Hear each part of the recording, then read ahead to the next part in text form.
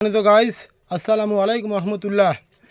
আপনারা অবশ্যই জানেন যে আমাদের জুলাই সম্মুখ সারির একজন যোদ্ধা, জুলাই আন্দোলনের সম্মুখ সারির যোদ্ধা ওসমান হাদি, তাকে গত শুক্রবার গুলি করেছিল দুর্বৃত্ত আওয়ামী লীগ সন্ত্রাসীরা।